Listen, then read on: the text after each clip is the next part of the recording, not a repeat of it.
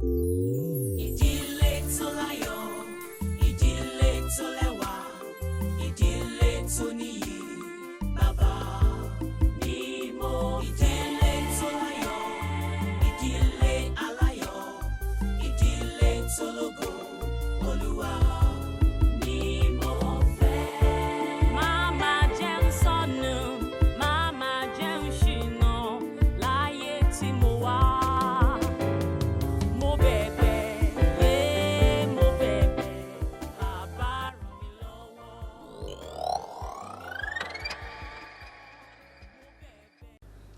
You let down your guard. And you put this family into a big shame. You profess to be a child of God. Yet you are involved in such a terrible act. Ṣẹ́gun odójútì mi. Odójútì ẹlẹ́dẹ̀ pẹ̀lú. But Margaret, ọ̀rọ̀ orí bó ṣe rò. You just need to understand. Understand what?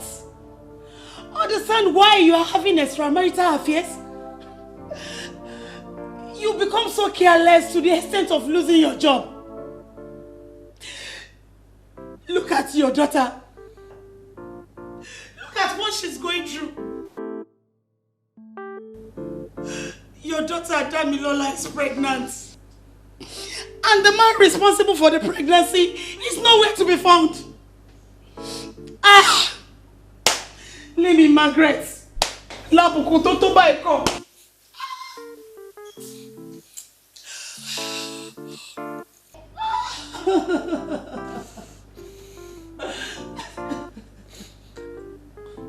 But, dear. Hey, don't touch me. Fi mí sílẹ̀. Don't touch me. Mo fi ọlọ́ bẹ̀. Fi mí sílẹ̀.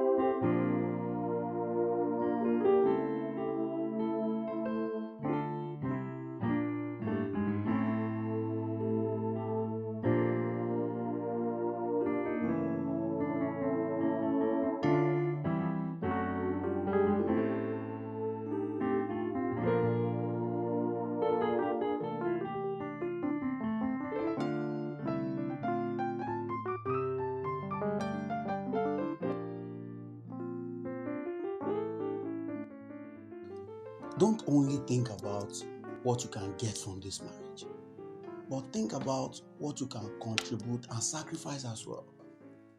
You can make it work.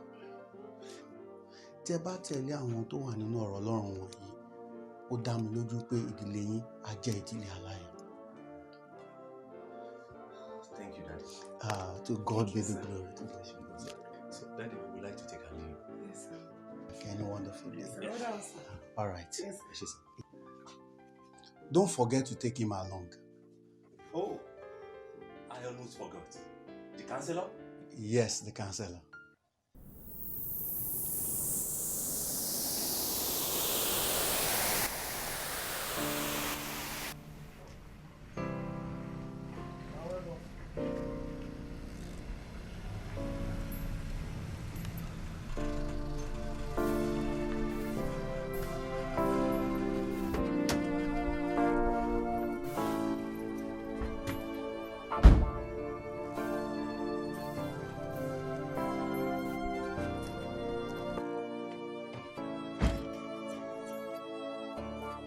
Don't go inside yet.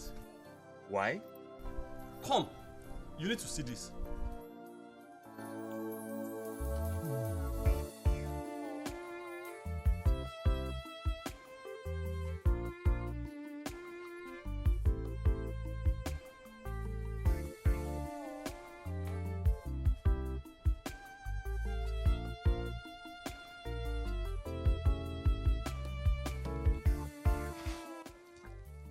Damilola. Daddy, welcome. I think I instructed you not to take this device until after exams. Okay, give it to me right away. Now!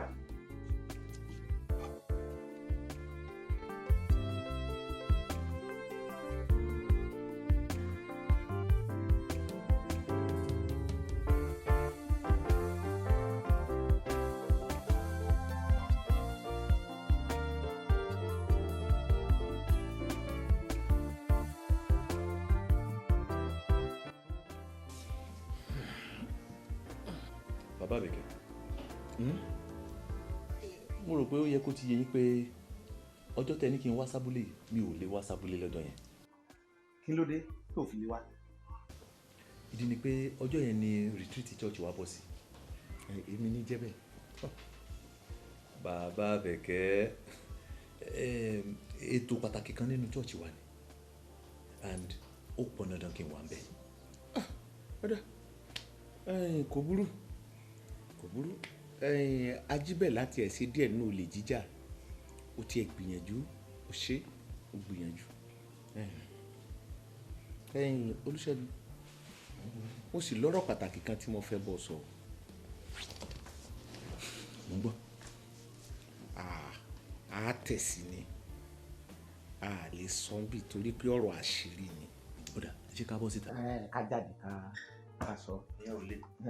Àfihúnlẹ̀ náà ní pẹ́ pápápá láṣẹ sókè lọ bí ogi ni. Ẹ̀yìn àkàrọ̀ra sọ ọ́ á sì padà. Àbẹ̀kẹ́, ìwọ máa gbádùn àṣẹ tí ẹ o. Ànípẹ́ à ń bọ̀. Ànípẹ́.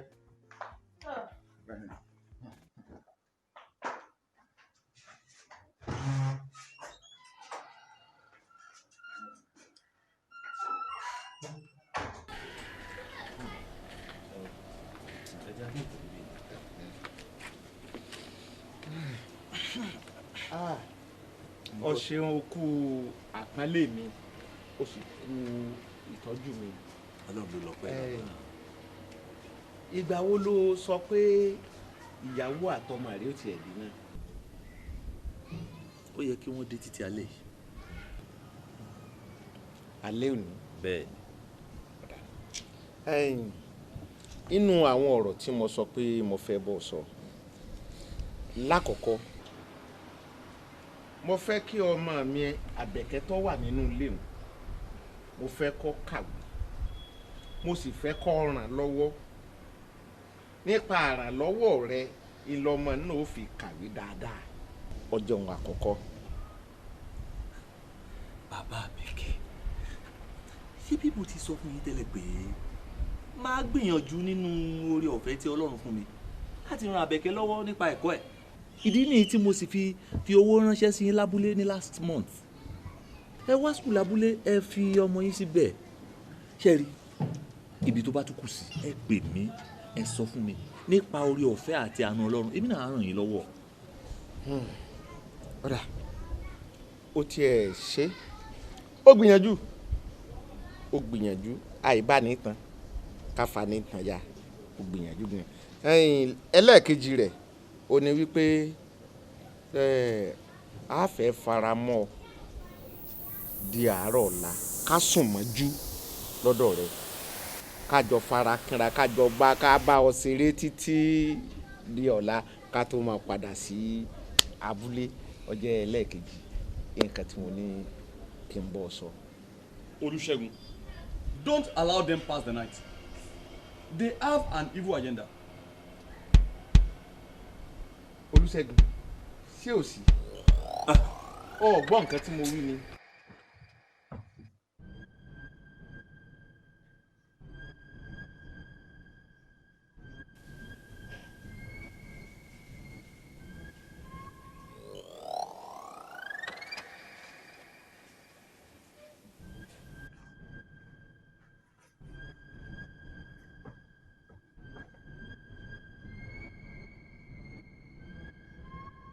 Bàbá, ẹ jẹ́ kó dìgbà míì.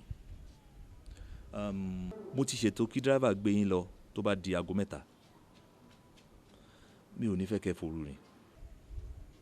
ẹ jọ̀ọ́ tó ẹ má bínú ṣẹ́gbọ́ tó bá ti pa mí.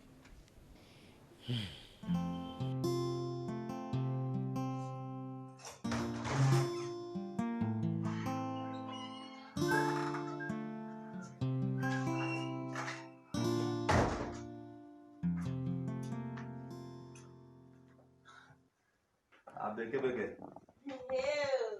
Pẹ̀lẹ́ jà. Ṣé o ń gbádùn ara ẹ̀? Pẹ̀lẹ́. Pẹ̀lẹ́ jà. So bàbá Abẹ́kẹ́ bí ọ̀rọ̀ yẹn ṣe rí nìyẹn. Ẹ̀yẹn kò ṣe nǹkan tí mo ní kẹ́ ṣe.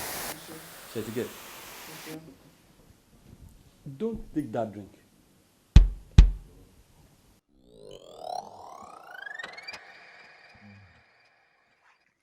Ẹ jọ̀ọ́ bàbá Abẹ́kẹ́. Excuse me now. Ẹ má gbádùn ara yín. Ọdẹ ò ní fẹ́.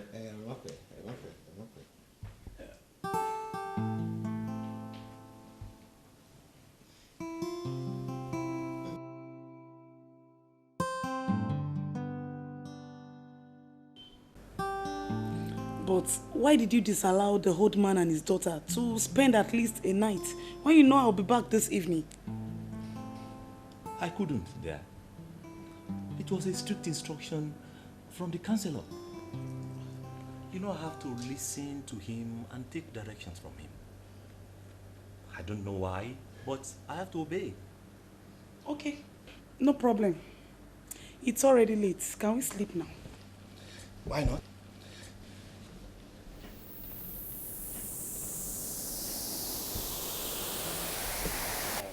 Not yet.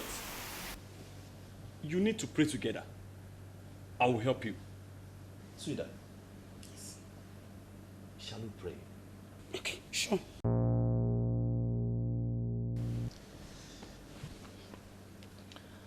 Eternal King of Glory would thank you. Thank you, Jesus. Daddy, we thank you for this grace that you have bestowed upon our life. Ọ̀kàrí.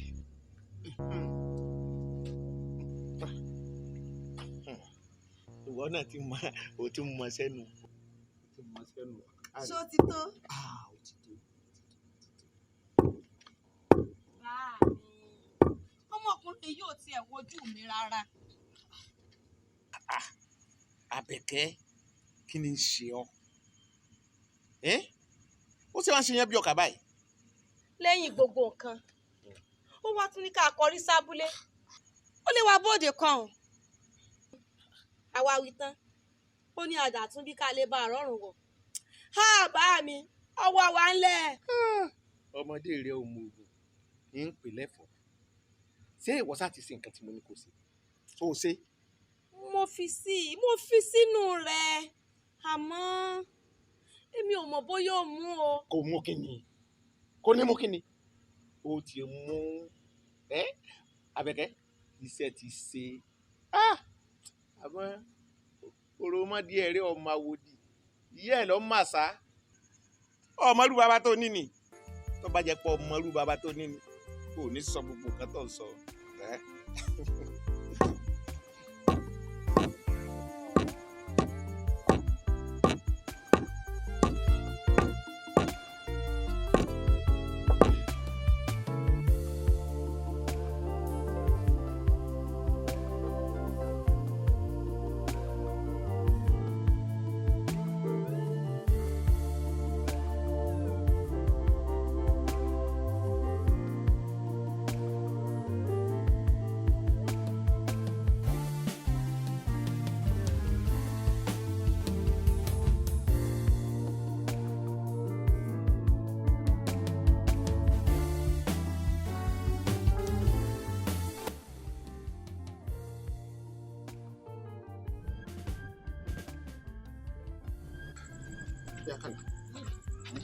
Báyìí ni Àbẹ̀kẹ́. Bá mi mò ń dáhùn. Ọya, má bọ̀ lápòsí níbí. Ọmọ mi. Gba ẹgbẹ́ ẹ̀ lọ́wọ́. Má jọ fìdí kalẹ̀ o. Má jẹ́ ìdí ìyọ́ kalẹ̀ o. Má jọ kalẹ̀ o. Mo gbọ́ bá mi.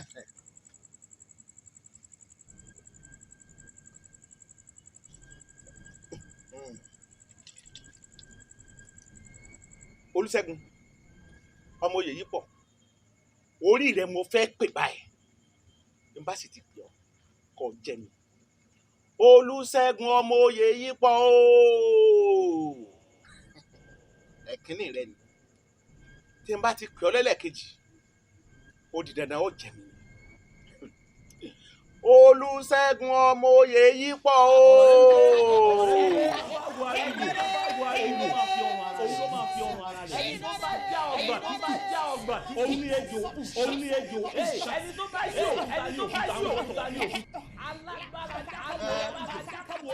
Ẹlẹ́ẹ̀kẹta rèé, ẹlẹ́ẹ̀kẹta ni tí ó sì gbọ́dọ̀ yẹ.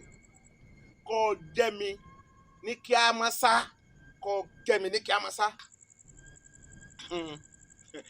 Olúṣẹ́gun ọmọ wúrà ọlá ti ilé ọdán ooo. Bàbá mi, orúkọ yín lẹ ń pè hùn. Ẹ̀yin lẹ ń jẹ́ Olúṣẹ́gun ọmọ wúrà ọlá ti ilé ọdán. Ṣé tí mo pè? Bẹ́ẹ̀ ni bá mi. Èdí mú mi. Àṣàsínì àbẹ́ẹ̀dì. Ẹ̀fún méèdì. Orúkọ mi mo pè.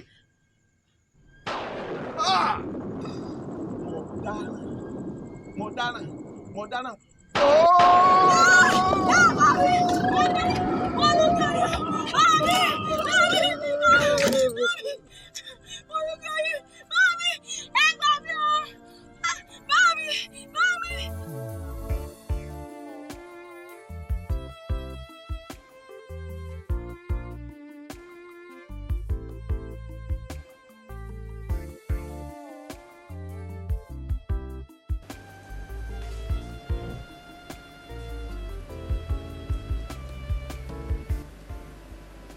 Dad. Yes? Please, I need you to explain something to me. Can we talk? Yes, but just give me a few seconds, all right? Okay, sir.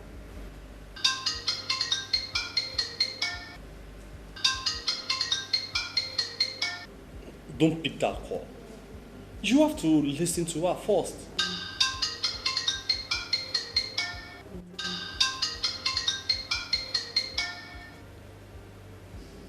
Don't. You have to hear what she has to say and pray with her. Hello, Mr. Kennedy.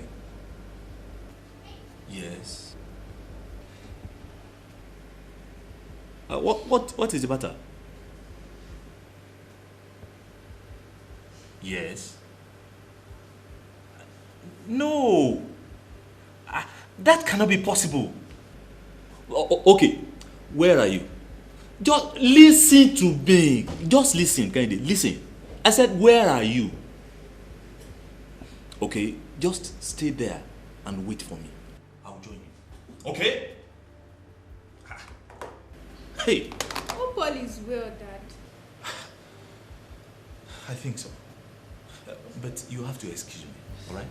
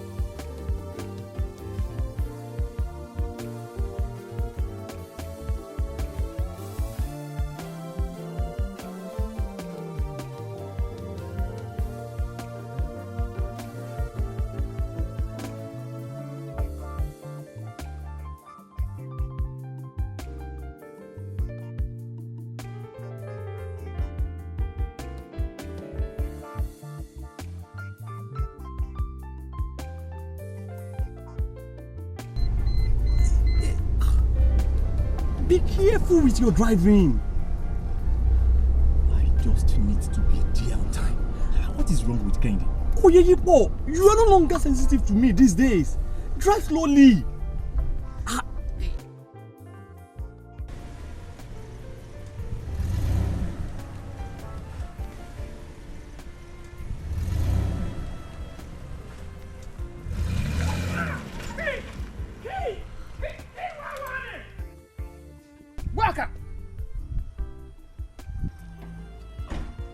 Damburoba.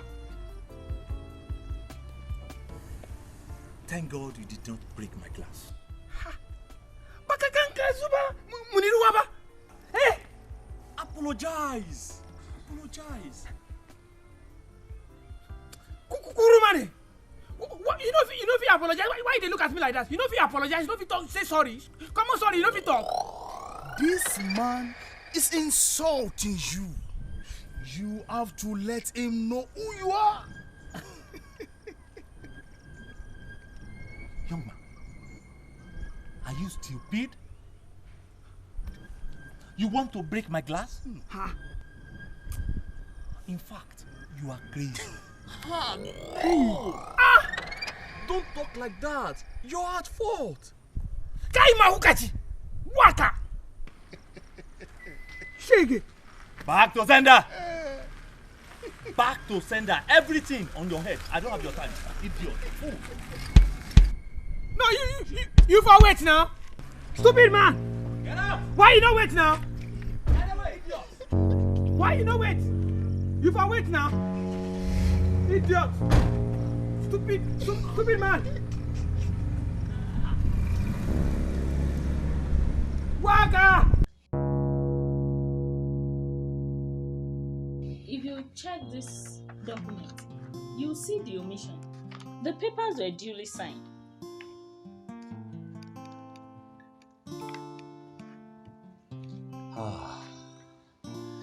Now I am happy. Then there is no cause for alarm. And something was telling me there is no problem. I was only disturbing myself. Mr. Kende should have called me before putting the call through to you. I have all the papers on my desk. Really. What's that? I'm sorry, Oga. I'm sorry. You just go ahead and get this perfected. Can't you appreciate God's greatness in the life of this sister? Can't you see she's wonderfully and fearfully made? Look at how she's looking fresh.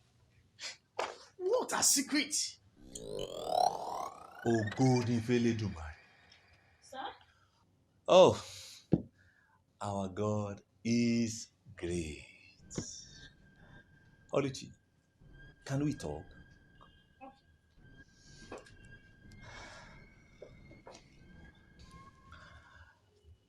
You no one tell me your secret. Which secret, Oga? The secret behind this your freshness and beauty. You want make I tell you? Make you go tell madam. Exactly. This one expensive. Oluchi. Oh, Oga. Okay, bring your hand. Which soap you do use? See as your hand fresh. Be careful. Sorry. I am taking over. Oluchi, tell me now, which soap you do use?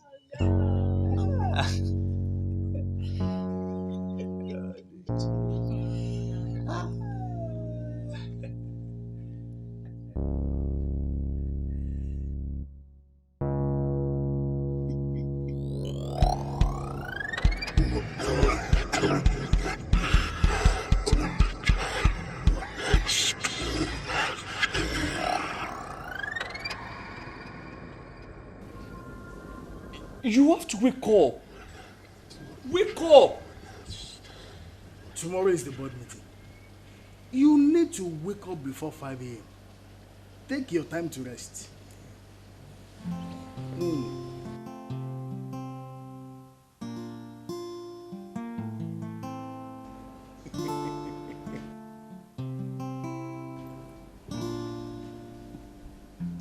You have to wake up. Save yourself the energy. They can't hear you. Leave them alone. Wake up. Damilola.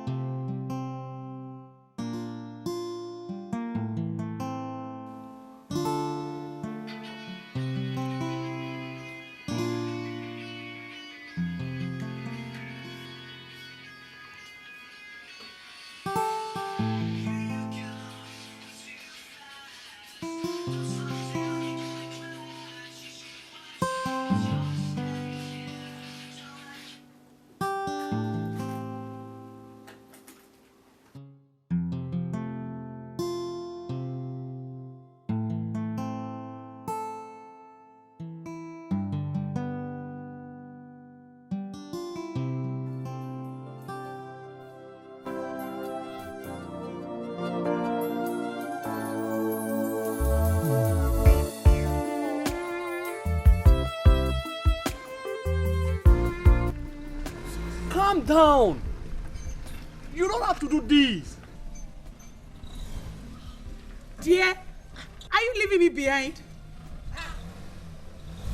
How do I get to town?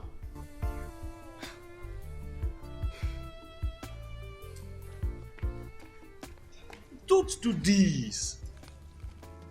You left home rejecting your wife's food. Remember, love endures long and is patient. Love does not insist on its own right or its own way. Love bears up under anything and everything that comes. It is not self-seeking. Remember this truth. Which truth? Leave me! Leave me! Ah! Ah!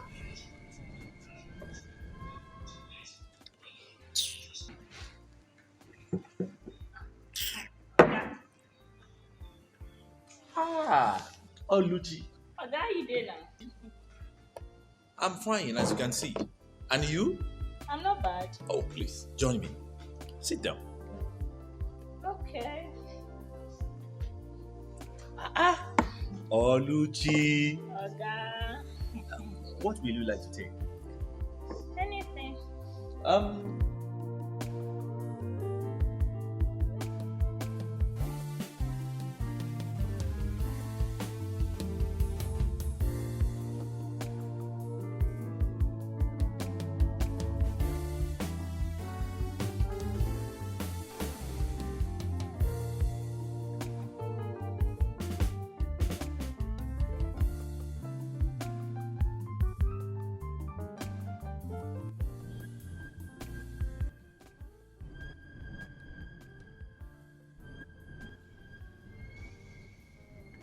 The deal is done.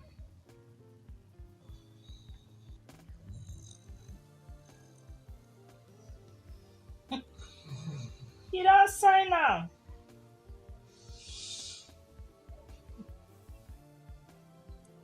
Purumia.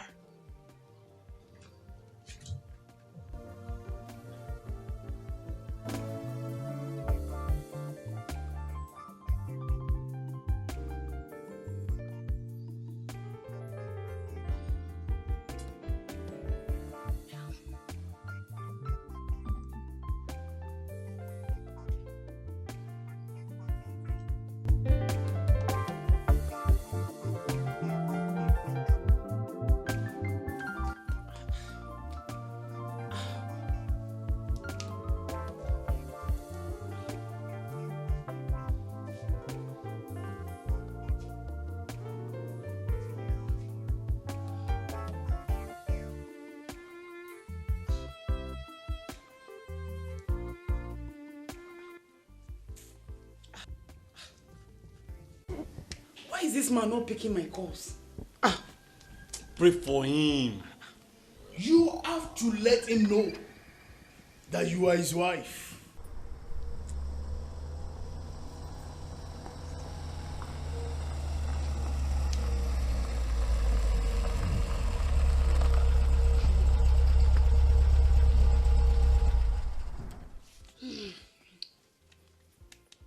Patient. Rebuke him.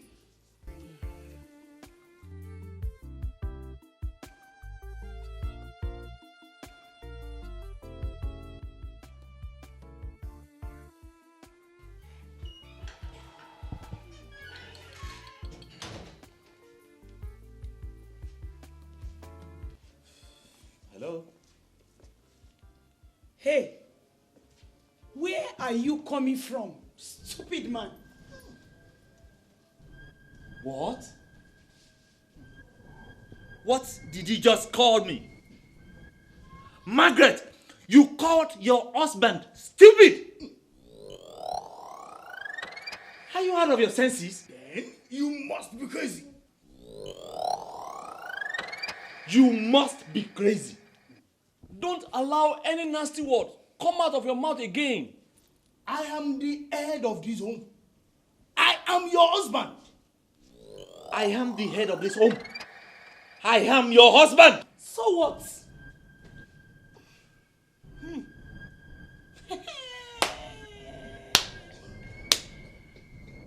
Ló bá tán. Stephen Oyeyipo, ó ti ń mu ọtí. A dickie for that matter, taking alcohol. Abájọ tí wàkíwà fi kún owó ẹ lẹ́nu ọjọ́ mẹ́ta yìí. Ó jẹ́ ṣọ́rẹ́. Ó ń lọ nìyẹn. Ṣáà má kọ bá mi, ó wí tèmi o. I can see that you are crazy. Pẹ̀lẹ́ o. Ọkọ crazy woman.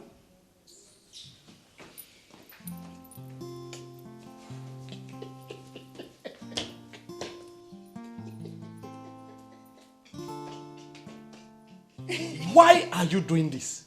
I am not doing anything. They invited me to come and accomplish my only mission. Which is? John 10:10.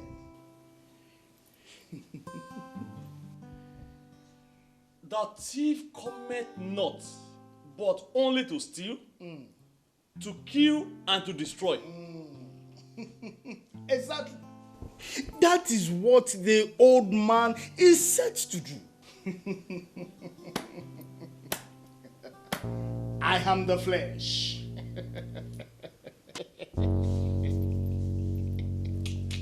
But that is not the end of that Bible passage. My mission is clearly stated at the conclusion, which is, I have come so that they might have life and have it more abundantly.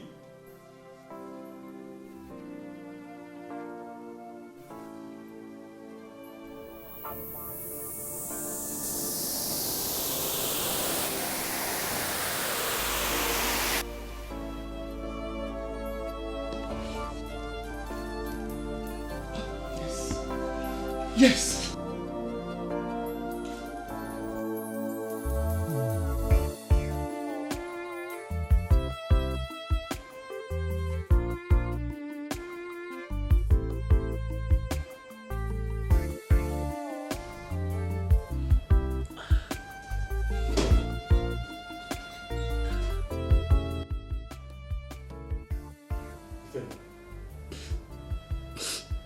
The devil has come to steal, to kill, and to destroy this home. But Jesus has come to give us life, even in abundance. Oh, thank you, Jesus. Thank you, Jesus. Thank you, Jesus. Thank you, Jesus.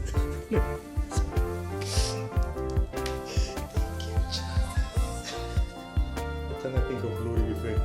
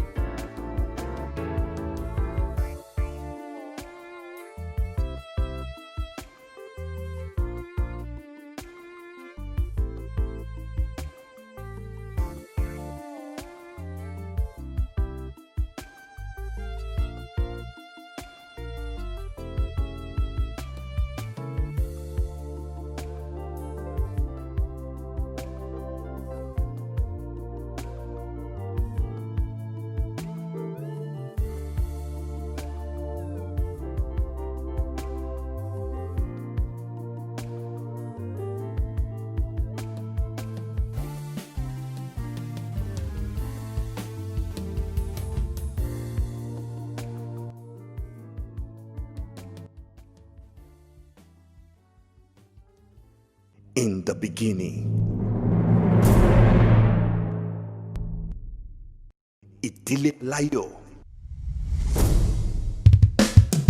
Èmi tí mo lọ tó fún mi nígbà tó ya wèrè mú mọ nǹkan tí mò ń sọ. Sori formation tọ́lọ́ fi dá mi, I love crazy babes, as in kóbìnrin ya wèrè. Ó wu Ọlọ́run pé kí èmi àti yín kájọ máa gbé gẹ́gẹ́ bí tọkọtaya.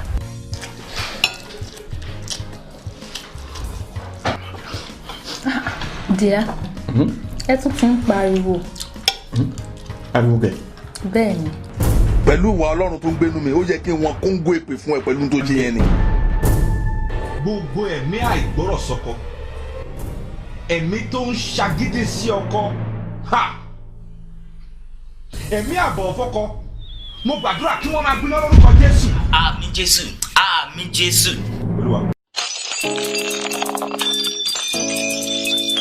Ìdílé Aláyọ̀ season 2 agbára tí mo ní. Ìyá, I am sorry. A ti ti ilẹ̀kùn tẹ́ḿpìlì yìí, a sì ti fi kọ́kọ́rọ́ rẹ̀ pamọ́ di ìgbà tí ìtọ́jú tó péye bá tó wà. Ẹ wo, mo fọlọ́ bẹ̀rẹ̀. Ẹ̀yin méjèèjì, ó yá, ìsìn. Ẹ kóra yín jáde kúrò nílé mi. Ó yá, out! Get out! Ọ̀gá mi ràn. I don't believe this. See, it's raining no test anytime. In fact, ó burú jáì. Kí ló ń ṣẹlẹ̀? Ìwọ náà wò. Má worry, má download season 2. Trust them. Guess what? Kí nìyẹn o? Túndé ra 4 gig memory card fún mi. Ó gbádùn gan ṣá o. Èmi nìyẹn o. Irú program yìí kò dá fọmọdé.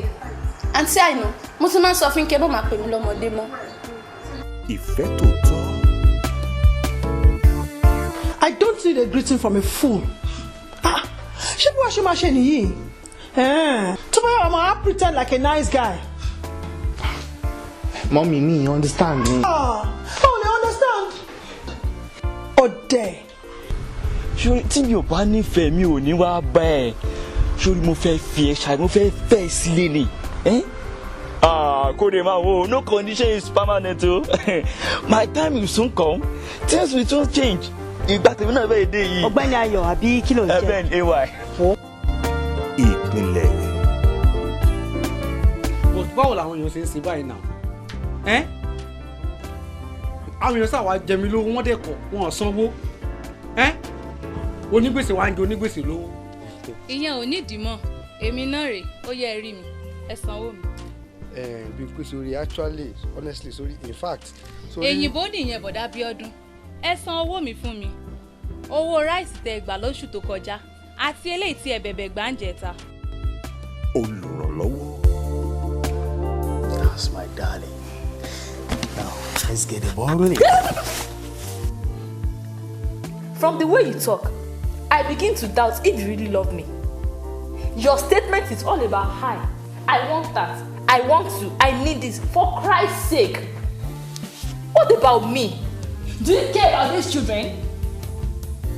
I am not a baby machine. I am your wife, for Christ's sake. Excuse me. Better environment. Yeah.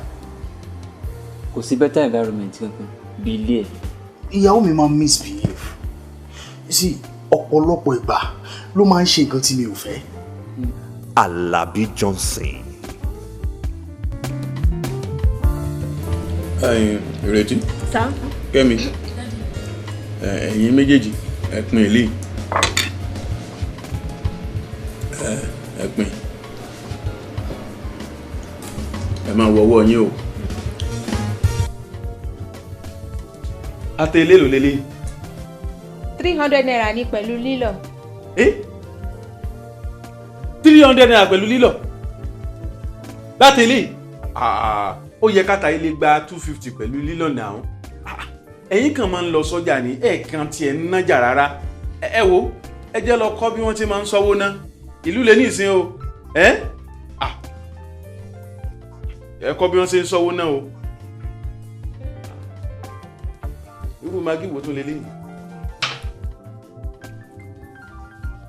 Irú magi wo tó lélẹ̀? Ẹ ṣe ra magi pàlàbà. Ewu ńlá. Adigun, látọjọ́ tí mo ti mọ̀ ẹ́ ó ṣẹ̀ṣẹ̀ sọ̀rọ̀ tó mọ́gbọ́n wá ni. Bẹ́ẹ̀ ni. Ẹ jọ̀ọ́ sà, mo mọ̀ pé ẹ̀yin lẹ lè bá mi bá ọkọ mi sọ̀rọ̀ fún wọn gbọ́. Àìmọye ìgbà ni mo ti ń bá wọn sọ pé yẹ kán máa náwó sórí nǹkan tó yẹ. Ọkọ mi ò ní investment, no landed property, wọn ò kọ́ lé tara wọn. Kò dẹ̀ ń ṣe kán ní àkáǹtì kan tí wọ́n ń save owó sí torí ọjọ́ iwájú. àfowó oṣooṣù tí wọ́n ń gbà. ẹ mọ Olúṣọlá, ẹ mọ mi ọ̀gá, ẹ mọ mi. ọjọ́ kan náà ló máa ń bẹ̀rẹ̀ gbogbo àwọn tó sì lọ́wọ́ nínú iṣẹ́ búburú yìí wọn ò ní lọ láì jìyà. ọ̀gá mi ò mọ akóbá ni. àsọyé.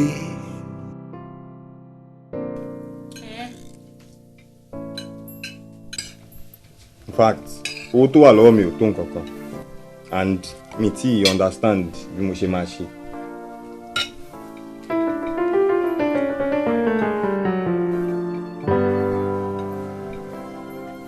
Are you listening to me at all? Ẹ máa sọ̀rọ̀ yín, mò ń gbọ́rọ̀ yín. Ebi ta wá ni o. Ṣebí bí wàá ṣe jókòó nìyẹn, tí wàá máa tẹ fóònù láàárọ̀, lọ́sàn-án, lóru, àbí pọ́n ní twin sister. Àwọn tèmi. ṣé ìwọ lè gbarú ẹ̀? Tell me, ṣé ìwọ lè gbarú ẹ̀ tó bá jẹ́ pé ẹbí tiẹ̀ ní ńkọ́? Sọ fún mi, tó bá jẹ́ pé ẹbí ẹ ní, ṣé ìwọ lè gbarú ẹ̀? Àǹtí mi, ẹ jọ̀ọ́ díẹ̀ sí. Ṣọlá. Mọ́mí ń bọ̀. Ó yá wá ń bí. Ṣọlá, bọ́ síbí.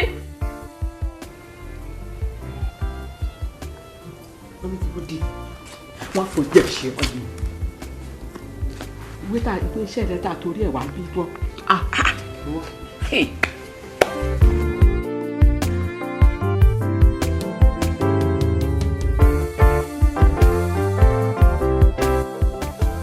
Ìdílé aláyọ̀ nídìílé wa.